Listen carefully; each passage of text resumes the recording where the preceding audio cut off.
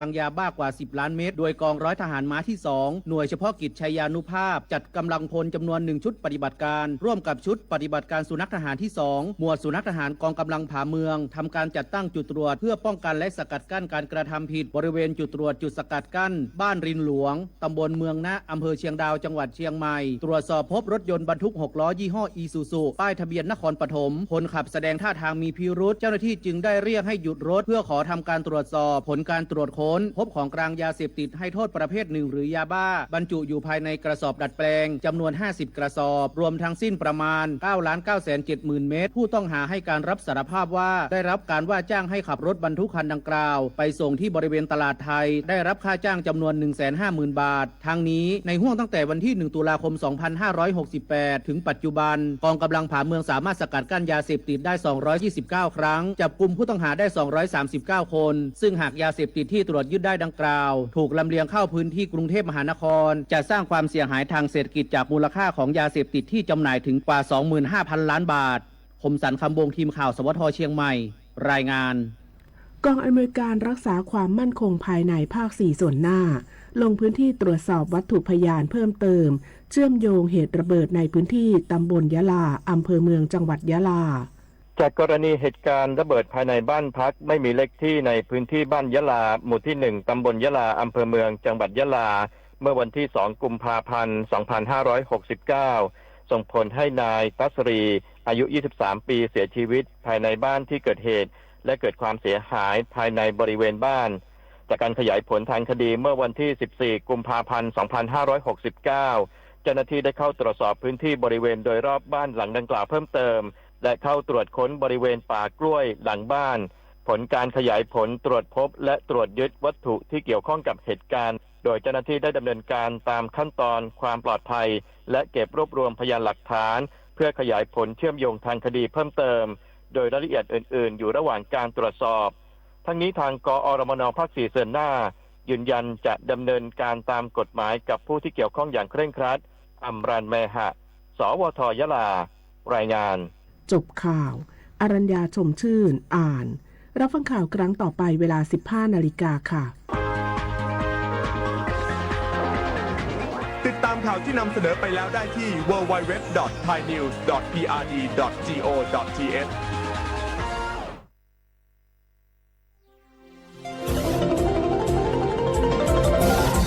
วิทยุแห่งประเทศไทยให้ความรู้คู่ความสุข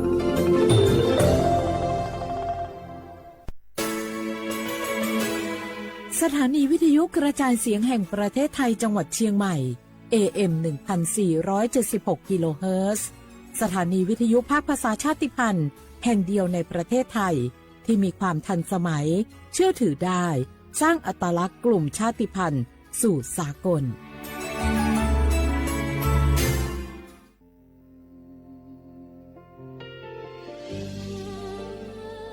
พระเสด็จสู่แดนสวง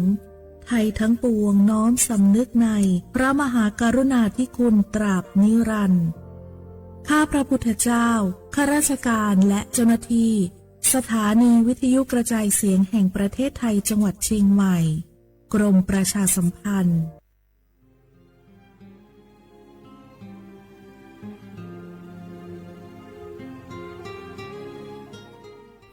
This is a moment of profound grief for the Kingdom of Thailand.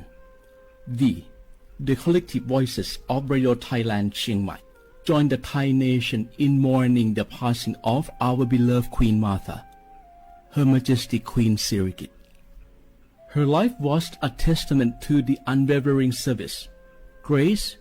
and deep love for the Thai people. Our humble condolences and thoughts are with His Majesty the King, the royal family, and all the Thai people during this deeply sorrowful time. We will remember her forever.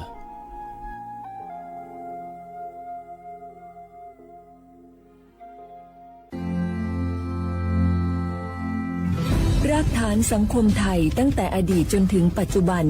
เคารพเทิดทูนสถาบันพระมหากษัตริย์เป็นศูนย์รวมจิตใจที่เหนียวแน่นของคนไทย ในเวลาที่เกิดวิกฤตทางการเมืองพระบารมีของพระเจ้าอยู่หัวก็ทำให้เกิดความสงบและช่วงที่เกิดวิกฤตเศรษฐกิจปรัชญาเศรษฐกิจพอเพียงของพระเจ้าอยู่หัวรัชกาลที่ 9 พระราชทานให้กับคนไทยก็ทำให้ผู้ที่น้อมนำมาปฏิบัติมีภูมิคุ้มกันและไม่เกิดความเสียหายพระปฐมบรมราชโองการของพระเจ้าอยู่หัวรัชกาลที่ 10เราจะสืบสานรักษาและต่อยอดและครองแผ่นดินโดยธรรมเพื่อประโยชน์สุขแห่งอาณาราษฎรตลอดไปพระมหากษัตริย์ไทยทุกพระองค์ทรงห่วงใยราชเสมอสถาบันพระมหากษัตริย์ไทยศูนย์รวมใจไทยทั้งชาติ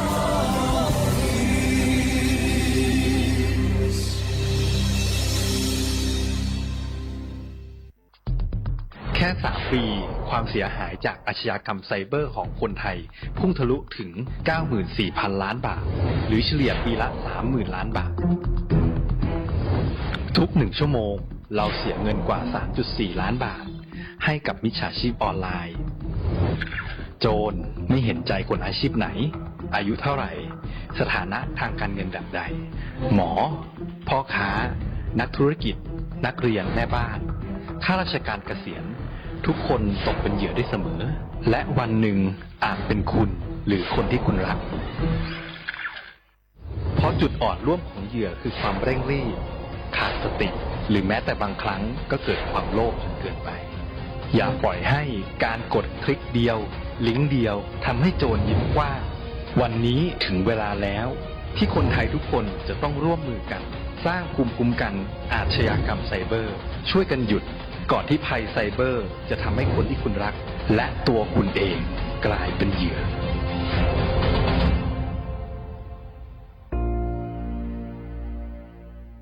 ช่วงนี้ได้ยินคนบ่นกันเยอะเลยนะเรื่องความไม่โปร่งใสเนี่ยใช่แต่รู้ไหมล่ะว่าจริงๆแล้วพวกเราช่วยกันได้นะทำยังไงหรอเดี๋ยวนี้มีช่องทางร้องเรียนที่เข้าถึงง่ายแจ้งเบาะแสได้สะดวกมากอย่างสายด่วนปปช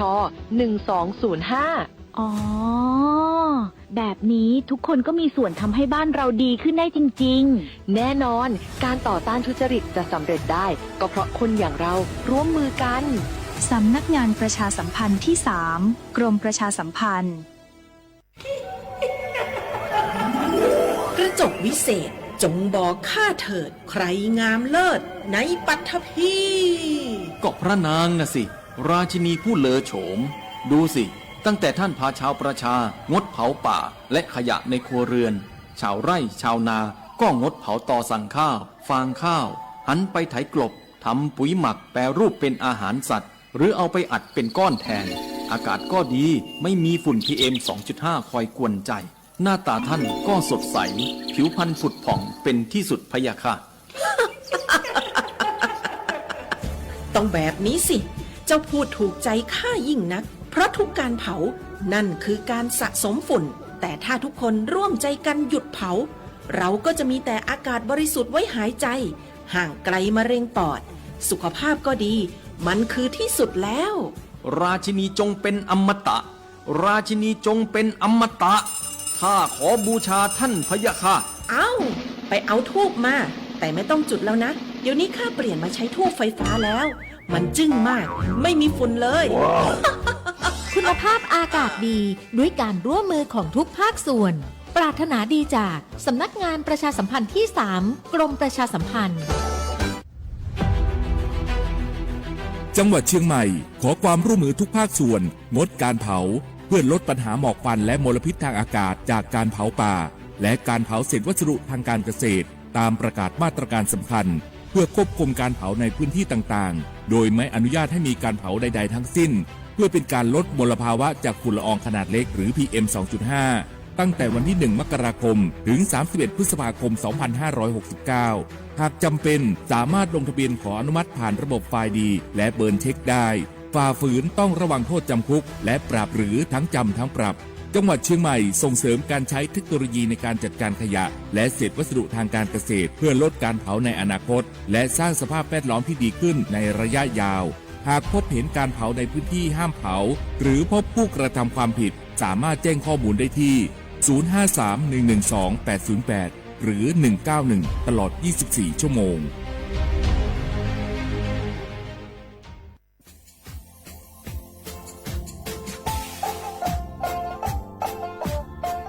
นาถึงมาปีมาซื้อจีนชมังโงมันยาคณะรัฐมนตรีไงมีมติยากกว่าอยู่หัวมองเมื่อเหือนยากุลาซื้อหาหนีซื้อกูยังไงยิ่งโคยิ่งตัวอยาสดซื้อฉีกว่ายาไปรับมองเมื่อเหือแก้ไขปัญหาไงสถานะอาทิตย์ยังเหือสัญชาไงเอาถ้าเหมือนคนเนี้ยว่าจะส่งไงอธิบายที่ยากกฎหมายถูกว่าไปรับมองเมื่อเหือไงมาตราที่17ไงแห่งพระราชบัญญัติคนเข้าเมืองไงพอสองว่าไม่อยากให้ญี่ปุ่นอยากให้หนีตัวอยากหนีซึ่งหนีกว่าไงเท่าว่าถ้ามีคนเนี่ยว่าจุฬาโซอาทิตย์ยังเฮมือจ้าจางโง่เป็นยังไงอาทิตย์ยังว่ามีทะเบียนประวัติเฮถูกต้องอยู่ไงอาทิตย์แบบว่าสารว่ายื่นขอสถานะไงคนต่างด้าวเข้าเมืองโดยชอบด้วยกฎหมายจะดียินหน้าบุรุษงาอาทิตย์ทยากฎหมายถือว่าบรรดามาเพิ่งไงมาตราที่7ทวีไงแห่งพระราชบัญญัติไงสัญชาติยึดขวงงบไปเฮอพศยังไง2508ไงเอาถ้ามีคนได้ว่าเฮตาซูโงไม่ยังไงอาทิตย์ยังเฮอาบามันก็จะเฮอามาไงเอาว่าอยู่ในทะเบียนประวัติบุคคลไงอาทิตย์แบบว่าไม่มีสถานะทางทะเบียนมาจุบะเฮาสามารถยื่นขอสัญชาติไทยที่กรุงเทพมหานครไงยื่นที่สำนักบริหารการทะเบียนกรมการปกครองไงอาทิตย์แบบเราส่วนต่างจังหวัดจะสุบะเฮาว่ายื่นต่อในอำเภอตานภูมิลำเนาไงปีขวานวลแล้วก็จะบอกว่าอำเภอยี่ที่ยื้อชองไงยื้อเวลางูมันยาว่าเวลาใช้กันยาขนาดถี่เนี่ยควายีนวันยังสิงะอันเดียบเฮนี่มีกับพวกควายีที่น่าเหียโชฮาหนีซึกูยังไงยุคหนีตัวเหียโชซึกูกว่าเสือทีลียื้อชองง่าถึงมาปีมาซึ่งจุดเช้าว่าเช้าข้าได้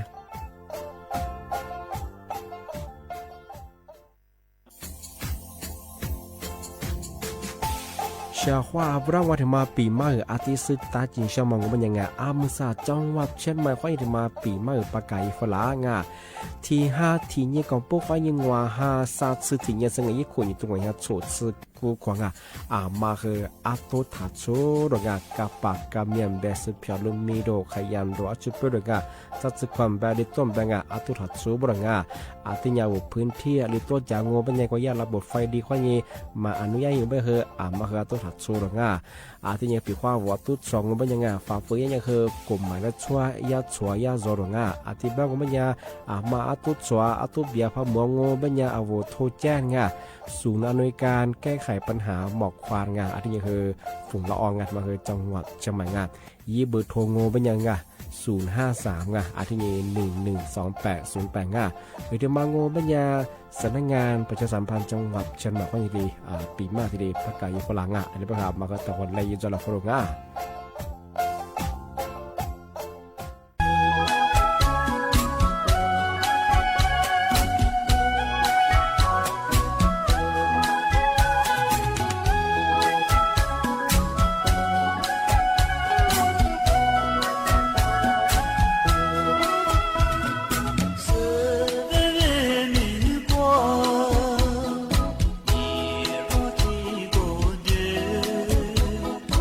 你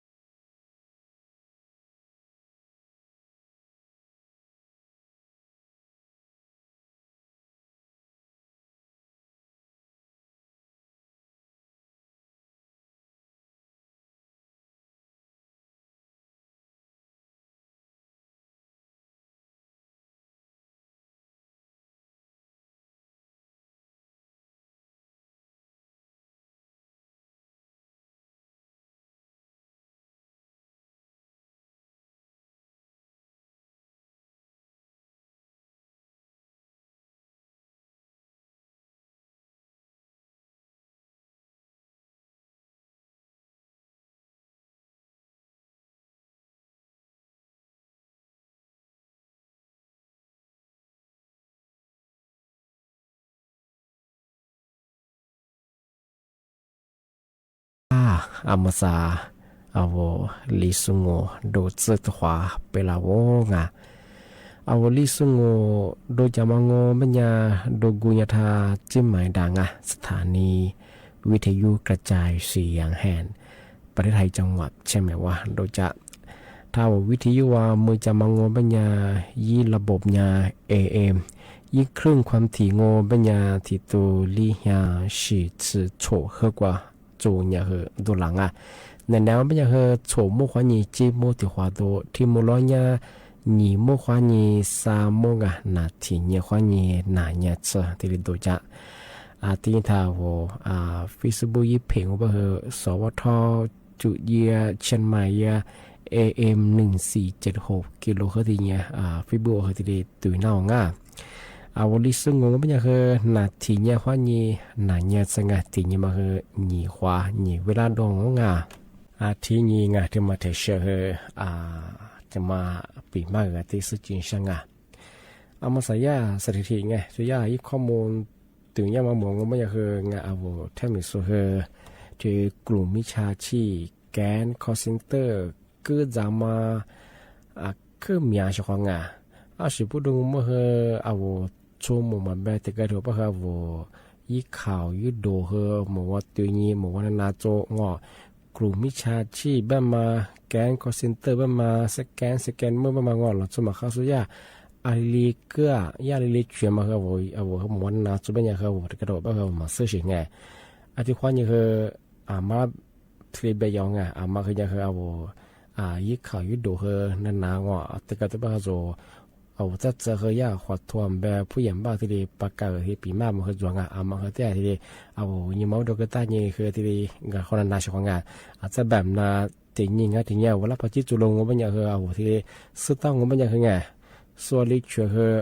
คือยาแล้วมันจุดจะเชื่อของเวทมาถึงมาที่ยิงที่มาถึงเชื่อว่าถึงมาแต่ปีมาจะมาใช่ไงไม่ใช่แมงว่ายี่ขาดทั้งหมดว่าชั่วโมง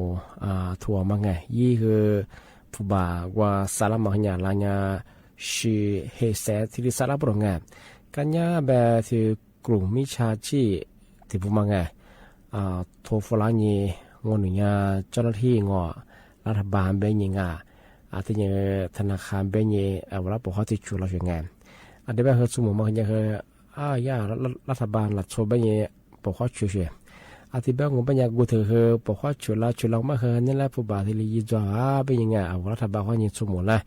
ที่แบบคือโน้ยข้อมูลเดียที่ยังโนบัญชีมาน้ำฝาลาแบบโนบัตรมาที่เรียกที่แบบงบปัญญาคือยี่ละหาแต่เบย์เป็นยังไงที่แบบยังเขาสมุนยังคือยี่เขายี่ดูคือหมูนั่นนะจงปัญญายากลุ่มมิชาชีหลักสมัครเข้าสมัยปกว่าลิเชื่อมาลิคือเรามาคือยี่เขายี่ดูที่มันนะจงปัญญาคือที่มาคือที่กิเลสไงที่แบบสมุนมาคือยังคือเจ้าหน้าที่รัฐบาลห้องเป็นยังคือจีจ่าเชื่อแบบคือข้อมูลกรรมเรื่องบัญชีกรรมละหาแบบมั้งกันยาแบบสุดท้ายแบบที่ผู้บ่าวยี่สิเฮเซสแล้วมาคือเปิดที่เลยพี่สุดเตะกวงชงกันยาแบบซื้อเลยไปเถอะยังมาซ้ำลีมนะชงที่ความยิ่งคือชงมาคือจังมันเป็นยังไงมีอย่างยิ่งก็ไม่ที่กลุ่มมิชาชีแก๊งคอร์เซนเตอร์มาคือชมโมที่ผมว่าคือก็ที่เรียกว่าคือหลายอย่างยังไม่อยากชมโมที่ผมอยากคือยี่ข่าวยี่ดูเข้ามาหมอนั่นนะจะเป็นยังเข้ามาซื้อเป็นยังที่คือหลายสิ่งเดี๋ยวแบบมาชั่วโมงแล้วที่เรียปีมากปีว่ามาเลเซียทัวฟลาเลเซียเดลาเลเซียจะคือยังไทยเป็นบางงานมาผู้สูงอายุเราแต่ที่ทำมาแจ้งเตือนอย่างเดี๋ยวแบบบางมาจุดสูงชั่วโมงจุดสูงแบบที่เรียปีมากที่เรียแบบนั้นจะแบบน่าเฮียมาเจ้าก็เป็นยังไงชั่วโมงนี้จะคือเจ้าเฮียร้านยังคือเอกสารเสียจะมากุเลเดียวที่เดียวเป็นยังไงมาคืออักขระฟูเอกสารทางเกิดบ้างงานมาแต่ที่เลยแบบงานทำมายากที่แจ้งเตือนฝรั่งที่นี่ที่มาเที่ยวเชื่อเชื่อว่าที่มาวุ่นช่องเส้นไหนแบบน่าโชว์ยังวันเด็ดเห็นช่างจะเหนื่อยเห็นยี่ที่แบบเมื่อเส้นไหนคือเท้าสถานีลิซุงปากกว่าสถานีวิทยุคือยา จัดงานวันเด็กที่ลียีงาอาทิตย์ปัญญางาว่าเช้าเขาทาพัฒน์พันเหนือจะโซงาอามาคือล่างยตาลาชงงาอาทาสถานีปัญญาขอลองมาเพื่อมยาที่เล่นจักรด่างายี่ขอลองมาเพื่อเป็นโลดงอยากูยามาดกันยันจุดงาอาทิตย์นี้เขาว่าเนี่ยตุ๊กตามยาจุดงาที่เขาจะดูเฮที่เล่นจักรด่าชงงายี่เวลางงปัญญาเนี่ยนะแปะมือขวายีงาที่ถิ่มุลว่าซึ่งยี่มดสุดที่เลยเปียวงานที่ยากกิจการเล่นเกมยังมาเฮจงมากันยักว่าเบอร์ขอเลยเบอร์เลยสุกามาขอเราว่ากามาเฮจงมาเฮกับเบอร์ชาวงานมาเฮถึงมาประกาศงานที่ถึงมาโง่ปัญญาสัญญาสัญญาเจวันนี้จะเบอร์ไงเธอสวนสัตว์เชื่อมาเฮไงเอาสัญญาละว่าเปิดที่เล็กกุฏิยาบุรุษงาสัญญายิ่งโคสัญญาโคมาเป็นส่วนงาอาทิตย์ว่ายิ่งโมจะเบอร์ที่หาซาซึงว่าสติเมตถักกุยังงาเขามาพอใจไปเหรออีฟิบัวเสียงไงเอาพอมาไปไปเหรออาจารย์เนี่ยไปเหรอปุ๊บที่เรียกว่าตัวยังไงที่ซึ่งยี่สุดที่ยังไงที่ถึงมาก็ไม่เที่ยวชุ่มมงไงเอาผู้สูงอายุเหรอปุ๊บว่าตัวยังช่วงงานที่สดสุดโคกับผู้จะมาไงอาทิตย์ที่ถึงกลางวันปัญญาเชียงใหม่ในซาฟารีเหรอยาเอาอาจารย์เนี่ยยิ่งโคซึ่งว่าโคที่บุมาลังไงว่าเหรอที่เรียกปุ๊บเปิดกุฏิยาบุรุษงานที่วันเด็ดเห็นใช่เห็นยี่บุรุษงานมาซึ่งว่าโคมาไปไปเหรอยิ่งยี่ที่เรียกับเบกับซอยของงายาไว้คนได้ไปเหรอกิจการเล่นเกมมาคนโจงมีอาจจะไม่ชุดจังไปเหรอยี่สิบทีกับเบกับซอยของงานที่แบงก์มันยังเที่ยวบามาอยู่สู้งานว่าชุ่มหมดที่แบงก์ไม่เหรอสันแหน่จริงวันนี้ไปเหรองานว่าลิปลิมาจะเนี่ยชุดเรากับเบียงโง่ไม่ยังเหรอมาเหรอไปว่าที่ปัจจัยจันยังที่ก็ตีนจัวก็ชุดจับบุรุษงานสิบุรุษไปเหรอมาเหรอไม่เหรอประกาศจังช่วงวันเด็กโง่ไม่ยังเหรอหลักชุบไปเหรองามีมาเอาเงินมาซึ่งมาเหรอหลักโชว์ข้างข้ามงอไปเหรอแบบมันน่าจะเอาตอนนี้นะชุบร่างงอไปเหรอตอนนี้ก็ยี่ห้ายี่แบบตอนนี้วุ้ยเลยมันก็ยี่มาโคเตอร์มาซื้อของไงเที่ยวมาสายไปเธอยากรุงแก๊งรับเด็กไงกว่าตอนนี้แล้วโคโซมีอะไรไงมาเหรอปีกว่าตอนนี้ทำไม่ได้ไปจังงอไม่ยาคือยี่นี่ปะปาหน้ามางอที่บ้าโคเตอร์ที่แล้วโคเตอร์มาคนจูชของไงอย่างนี้เขาก็ดวงงานได้ไปยาสำนักงานตำรวจเอาบามาอยู่ส่วนชั่วโมงผู้ปกครองที่จะมาแจ้งเตือนช่องงานช่วงวันเดียวไปไงจันนี้ได้ว่าชุดตาเนี่ยถึงเมื่อไรยี่จะมาถ่ายเยี่ยมบุรุษงานบามาชั่วโมงเขาปฏิบัติใจอย่างที่กัดตีนจอบบุรุษงานทำไมถึงมาแจ้งเตือนช่างงานที่บ้านก็บ้านยังไงแสดงถึงยังไงน่าสนใจวันนี้ไปช่องงานมาอะไรกว่ากับเบียร์ไงจันนี้ได้ที่ก็เขาตีนจอบช่องงานที่ยังโลเชบไงเล็กก็หมดที่ใกล้ที่จุกุติยังไงแสดงถึงยังไปปัจจุบันยังไปโลขึ้นยังจันนี้กับเบียร์มาขึ้นยังไปมาขึ้นโลเชบตัวเชื่อช่องงานที่บ้านยังไงเมื่อสานนั่นแหละมึงกว่าตัวขวาเงินนั่งแทนมึงกว่านั่นก็จะจะปกว่าตัวขวาชุดขวาง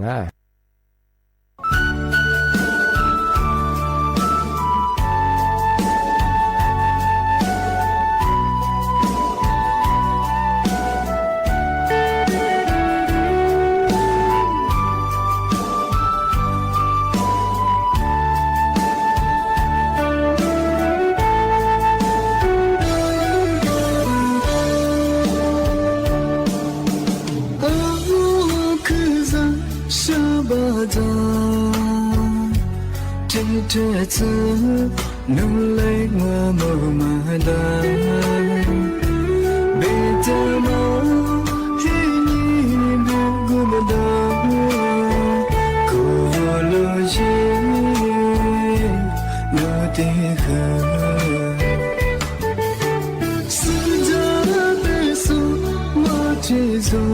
ดสุดในบุกู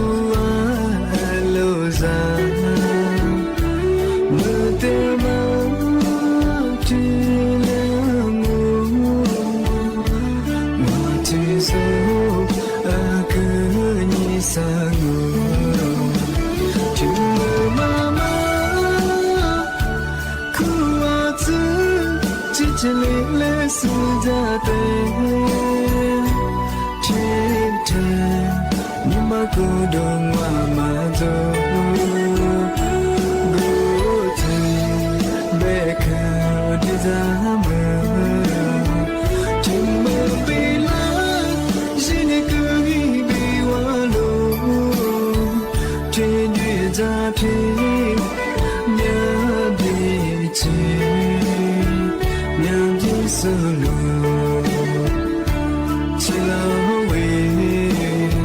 是他的吗？究竟路接走，让我你马上可。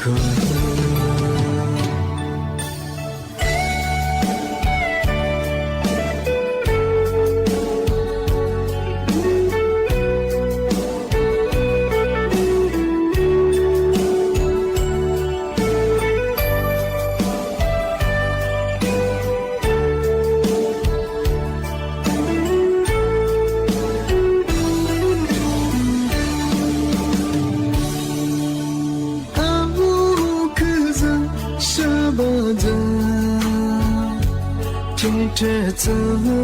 能来我某马达，别的嘛给你别顾不到，可路人路的河，是他的手我推走，是那无苦啊。za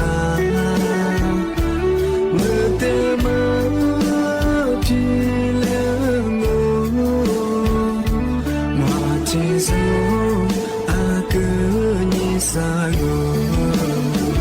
chừng mơ mà khu à chứ chứ chỉ lấy sự ra tên thế chân nhưng mà cứ đường mà rồi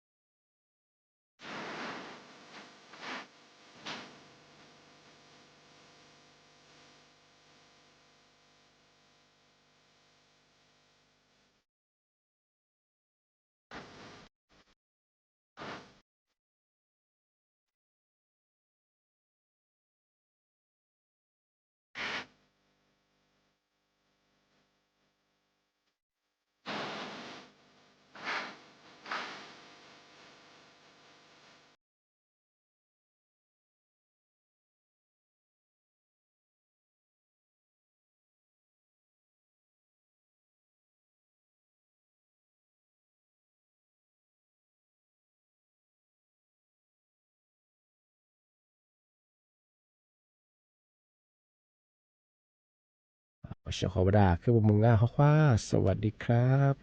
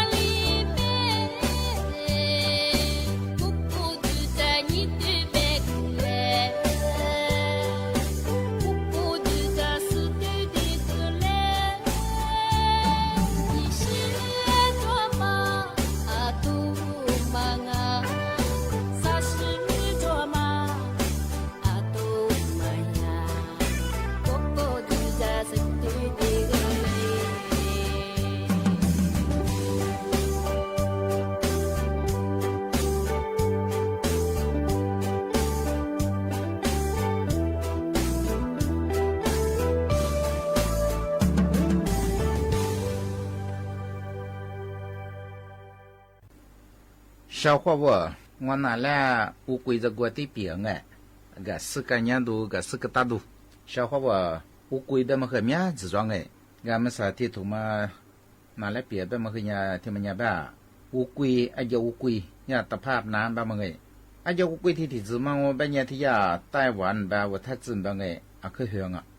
去对你干呀是做去个一火炸是装啊，俺们啥呀ตะภาพน้ำ吧么呀，哎呀乌龟ที่มัน呀吧我。一是ที่อยากไต้หวันเหนือจู่คือผมว่าจู่นี้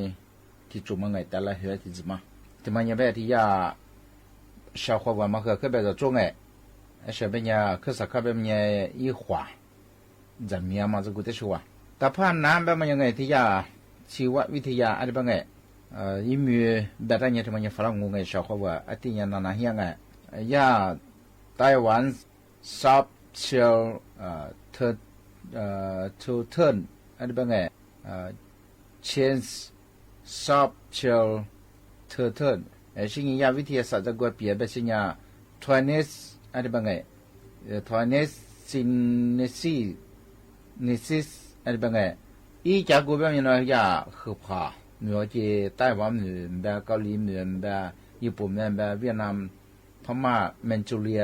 是他这么话อาจจะลูกหัวแล้วต้องคือจากไงจวงอ่ะก็สุขชาวเขาว่าเอาว่าถ้า这么我แบบนี้สุขคือฝรั่งมั้งไงอามาคือเสื้อมาอาลังวัดสุขสุขฝรั่งอันที่มันแบบนี้ชาวเขาว่า一主一事แบบมันคือเนี่ยเป็น我们三年สุขคือคือหัวแบบนี้一直咋一副姐姐一直在那时候哎ก็อย่าว่าจะอุกุยตะพานน้ำแบบนี้一副แบบมันคือ一副他不嘛个，衣服和别人们不嘛一个队有多个阿拉，来你就是的化妆啊，今天搞不上个，阿拉你干没3 gram 的话嘛，阿拉提苦比啊，5拉嘛和阿拉里一下出1 gram，啊可怕我这里边也一困你苦吃比也也能拿1 gram，啊提妆啊，阿拉提kilo个这个黑起的话嘛，个说个别不是呀。一夫妇嘛，吃过之父辈啊，一日学嘛很爱，俺们吃过加别光啊，他说乌龟的怎么个样？俺小伙娃一家乌龟大盘南边么样，说个去五福黄哎，一夫唔呗，一日人呗，我属于很送哎，个俺们3年半我俺把你妈的话嘛，我们家说一日的五黄人哎，每次找个到3个大学，俺把你妈没上俺的3个王啊，俺的么我们家。一有数个嘛古啦，说的白哎，说白呀，一有数面，俺这么说就呀，俺叫过去过去个专门哎，以后吃我过嘛吃过嘛吃住不老哎，有不老嘛的嘛，ที่ยาฟาร์มตะวันฉายอะไรแบบไอ้ที่ก็มาเปลี่ยนไปสิเนี่ยที่ยาสู่ต่างประเทศเราจุดไง3ฟลามาจอกไว้ที่กว่าใหญ่หิวกว่าจุดนี้จนนครศรีอยุธยาแบบระยองระนองที่หนูว่าใหญ่หิวตามา说啥不啦嘛？俺把挺满的装啊，哎不哎，俺们是有环境什么哎？啊说要归小伙吧，呀攀台湾的怎么我们呀，一家国别么呀面不贴装啊，阿拉去摸哎，啊说我别么听我เกาหลีฮ่องกงคือพาเวียดนามก็มันใส่ยาอีส่งดูยามาคืออีวุสุคือแบบสหรัฐอเมริกาเหนือซึ่งไงยายุโรปฝรั่งยุโรปเนี่ย是装啊อียุสุ问题我们也说的呀，一让我们也学习中哎，就一晃我们呀，阿拉离去出去的话嘛哎，你那那，阿这嘛提几路嘛苦啊，一分阿拉你下中往下把背了，你那那出去做黑去嘛，我们提几路嘛，你下我吃的话变啊，白去我这年提几路个嘛我们呀3下中3下黑吃背了，小伙娃这些对你我们哎。乌龟体子嘛，体子嘛，我别呀，俺叫龟体子嘛，他怕哪边么呀？啊，做怕别呀，啊说孵化石化东哎，我找过多体子别上哎，没那些体子，俺们还没光别呀，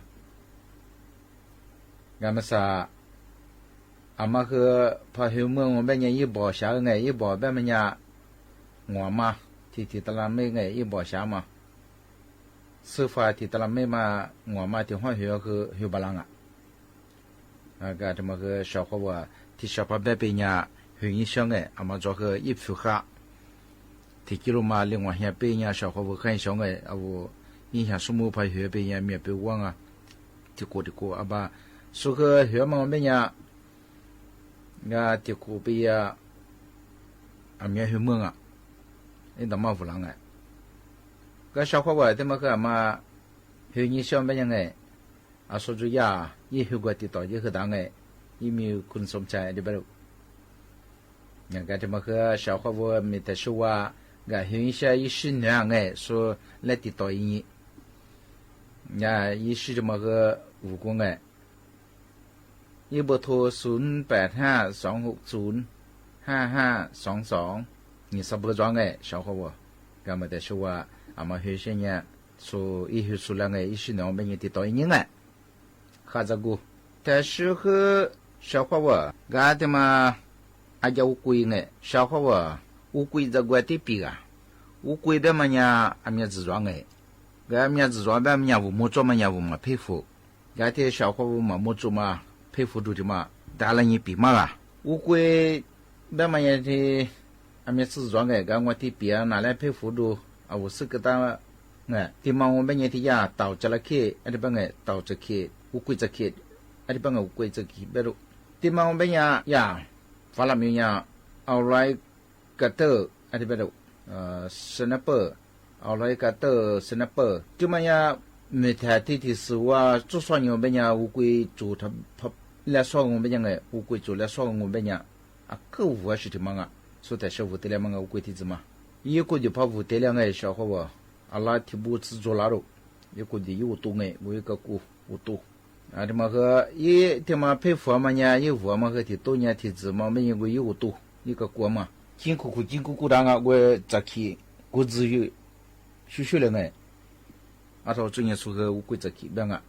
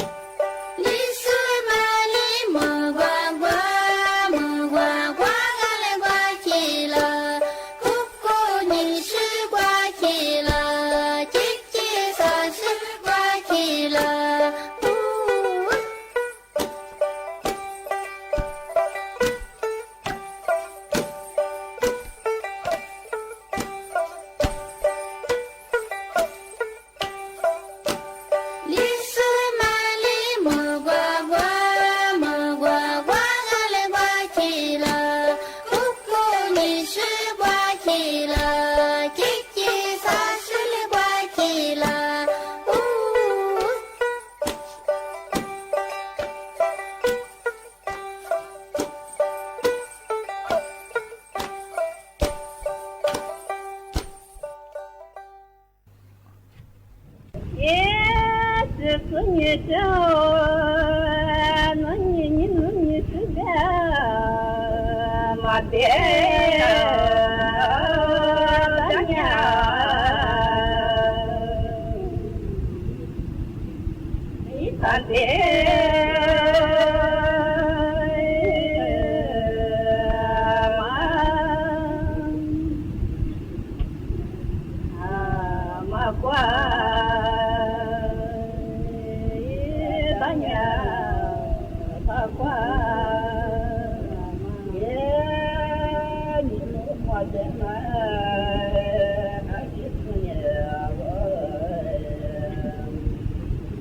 không bỏ lỡ